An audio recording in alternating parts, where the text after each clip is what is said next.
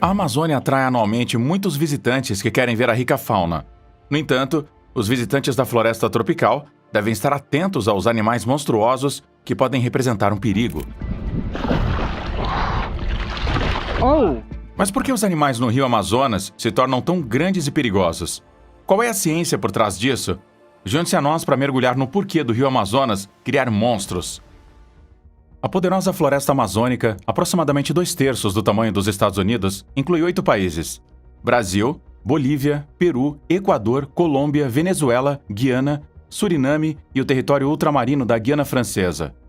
A Amazônia, que cobre cerca de 40% da América do Sul, contém 1,4 bilhões de acres de floresta densa, metade das florestas tropicais restantes do mundo, 4.100 milhas de rios sinuosos e 2,6 milhões de milhas quadradas na bacia amazônica.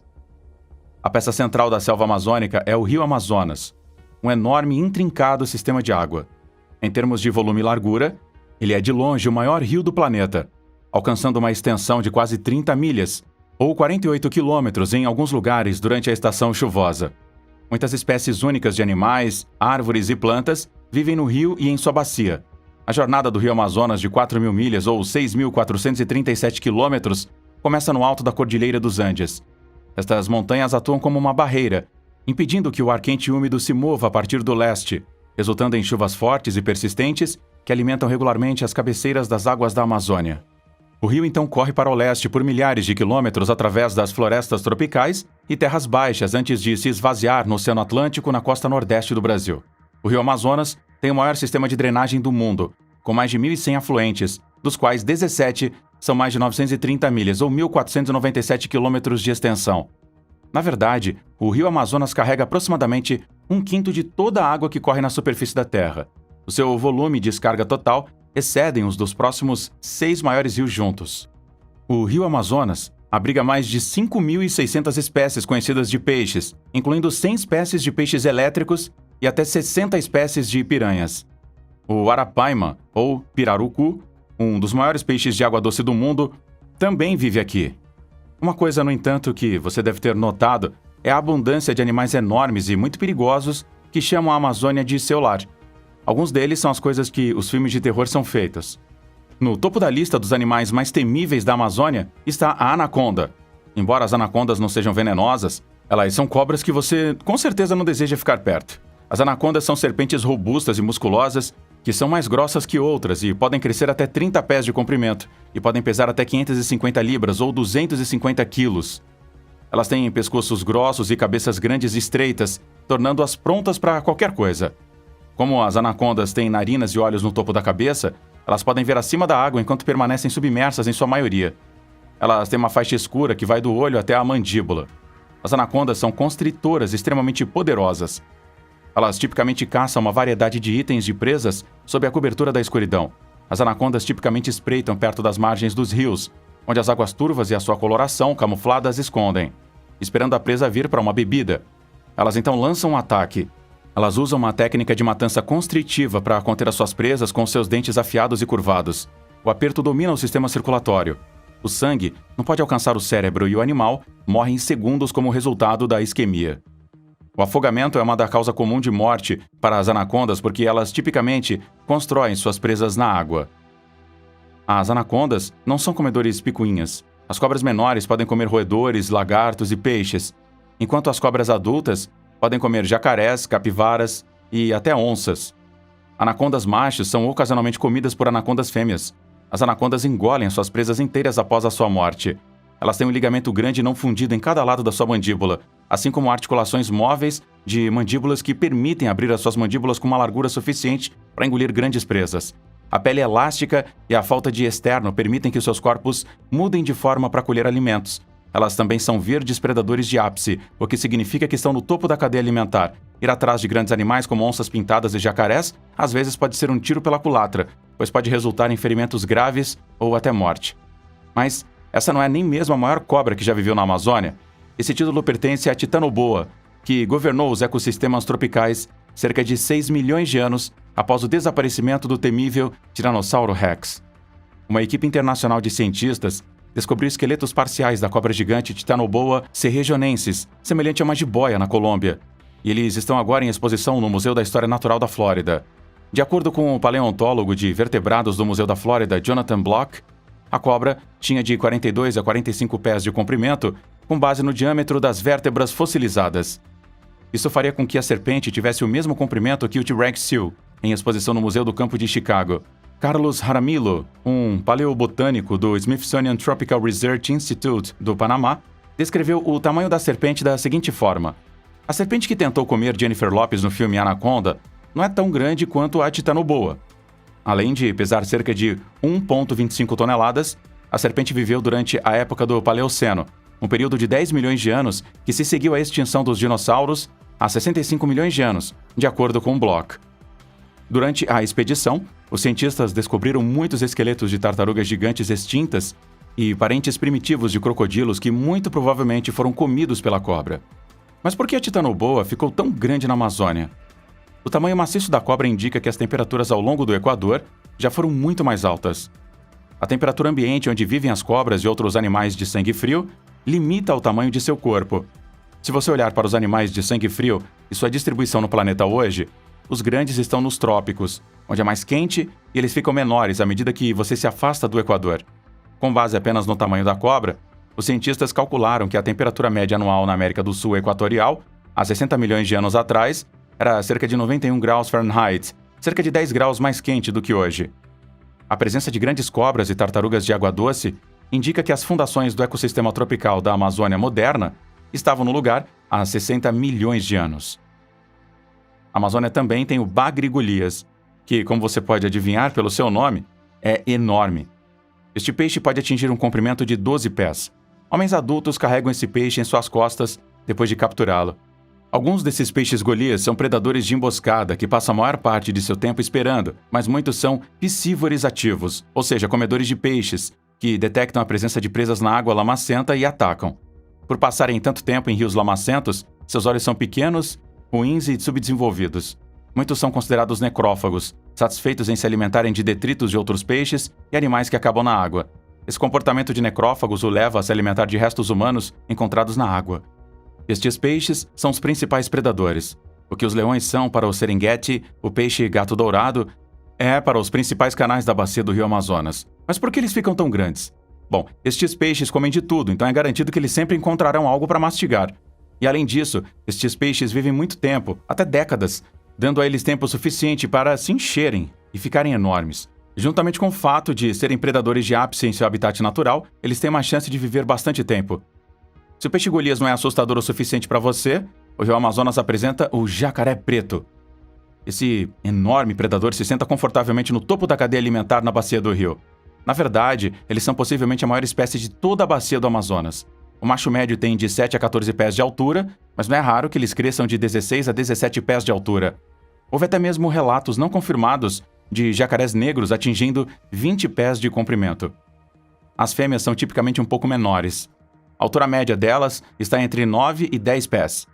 Alguns espécimes têm sido relatados como pesando 2.400 libras. Enquanto os jacarés negros parecem crocodilos, eles não são crocodilos, embora sejam parentes. A distinção mais notável entre um jacaré e um crocodilo é seu focinho. Os focinhos dos jacarés são arredondados em forma de U, enquanto os focinhos dos crocodilos são mais afiados em forma de V. Mas você pode achar benéfico não chegar perto o suficiente pessoalmente para confirmar essa diferença. Outra distinção é encontrada em seus dentes. Os jacarés, assim como os humanos, têm uma sobremordida que permite que seus maxilares fechem confortavelmente porque os seus dentes superiores deslizam na frente dos dentes inferiores. Crocodilos, por outro lado, têm um comprimento uniforme dos maxilares superior e inferior. Assim, quando seus dentes se juntam, os inferiores se soltam como espigões. Esses animais podem ser ferozmente protetores de seus companheiros, ninhos e ovos. Eles também não têm os instintos de medo que impedem as espécies de presas de pegar o que querem. Então, quando eles veem algo que eles querem, eles o pegam. Então, pise cuidadosamente perto de um jacaré preto. O Banco de Dados Mundial de Ataques de Crocodilos lista mais de 80 ataques a humanos por jacarés negros nas últimas 2 décadas.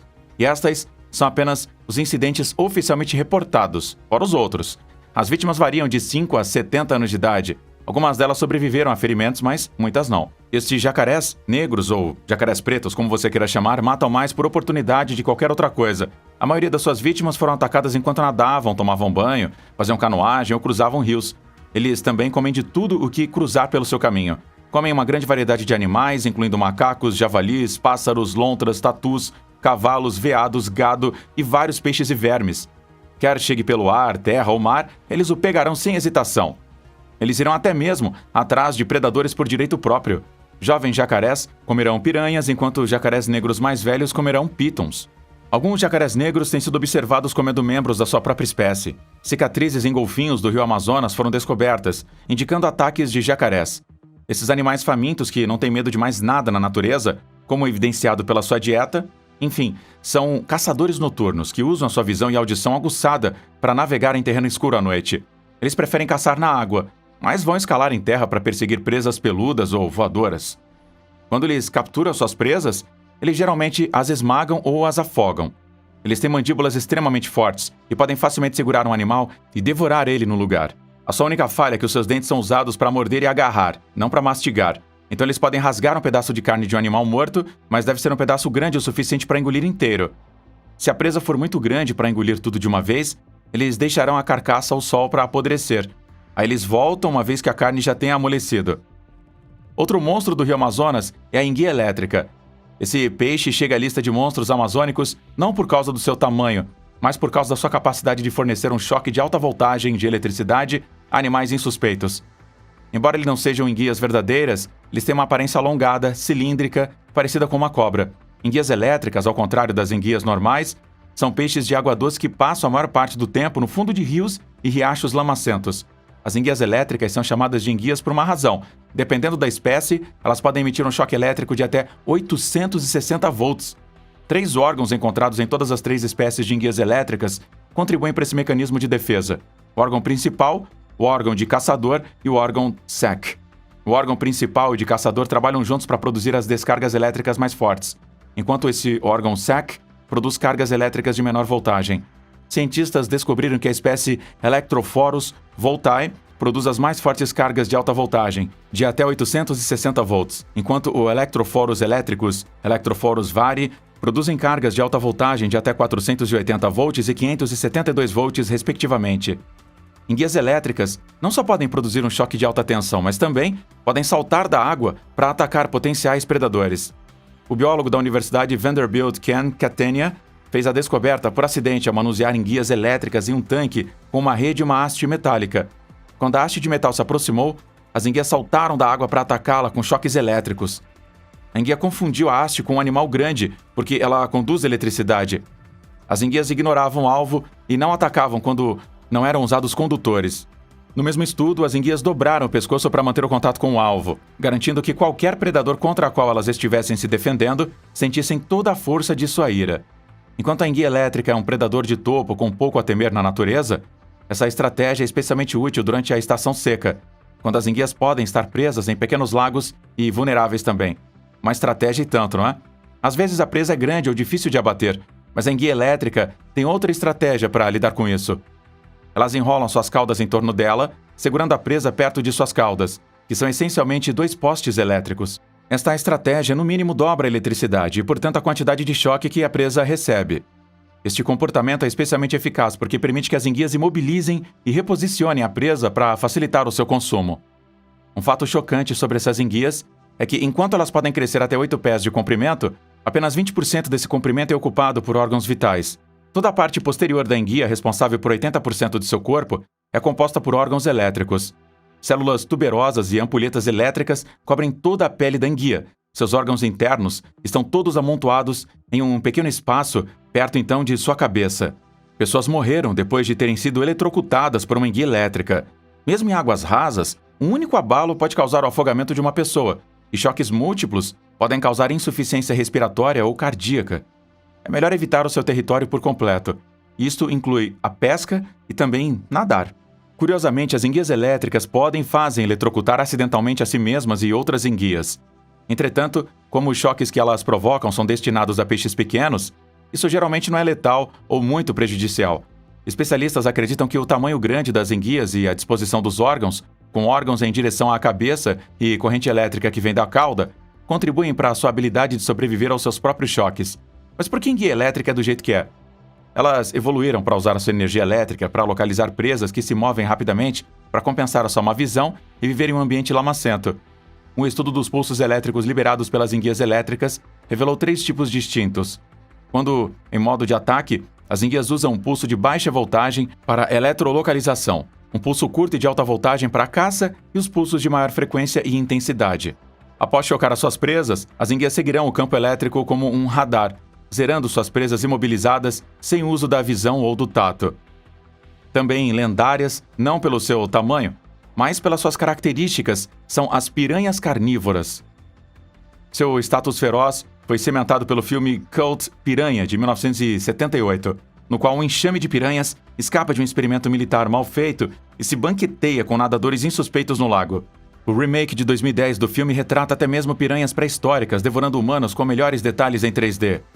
Aqui está como Theodore Roosevelt, o 26º presidente dos Estados Unidos, descreveu estes peixes. Eles são os peixes mais ferozes do mundo. Mesmo os peixes mais formidáveis, os tubarões ou as barracudas, geralmente atacam coisas menores do que eles mesmos. Mas as piranhas normalmente atacam coisas muito maiores do que elas mesmas. Elas estalam o dedo de uma mão incautamente arrastada na água, mutilam nadadores em todas as cidades fluviais do Paraguai, inclusive tem homens que foram mutilados. Elas rasgam e devoram vivo qualquer homem ou animal ferido, pois o sangue na água as deixa loucas. Elas rasgarão as aves selvagens feridas em pedaços e morderão as caudas de peixes grandes enquanto se esgotam quando lutam depois de serem fisgados. Este é um aviso suficiente para que a maioria das pessoas deixe estes peixes em paz. Na verdade, piranhas agora podem ser encontradas em águas doces sul-americanas, desde a bacia do rio Orinoco, na Venezuela, até o rio Paraná, na Argentina. Embora as estimativas variem, cerca de 30 espécies vivem agora nos lagos e rios da América do Sul. Os ancestrais das piranhas foram encontrados nos rios do continente há 25 milhões de anos, mas os gêneros modernos de piranhas podem ter existido apenas por 1,8 milhões de anos. De acordo com um estudo recente, as espécies modernas divergiram de um ancestral comum cerca de 9 milhões de anos atrás. Também, cerca de 5 milhões de anos atrás, o Oceano Atlântico se elevou, expandindo-se para as planícies inundadas do Amazonas e outros rios sul-americanos. Peixes de água doce, como as piranhas, teriam sido incapazes de sobreviver no ambiente de alto sal, mas alguns podem ter escapado rio acima para altitudes mais elevadas. As piranhas são famosas por seus dentes afiados e mordidas ferozes. Na verdade, no idioma brasileiro tupi, a palavra piranha literalmente se traduz para peixe-dente.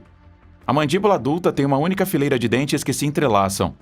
As verdadeiras piranhas têm dentes tricúspides, com uma cúspide média proeminente ou coroa, que tem cerca de 4 milímetros de altura. O dente de uma piranha é frequentemente comparado ao de uma lâmina e é claramente adaptado à sua dieta de comer carne. A estrutura real do esmalte dos dentes é similar à dos tubarões.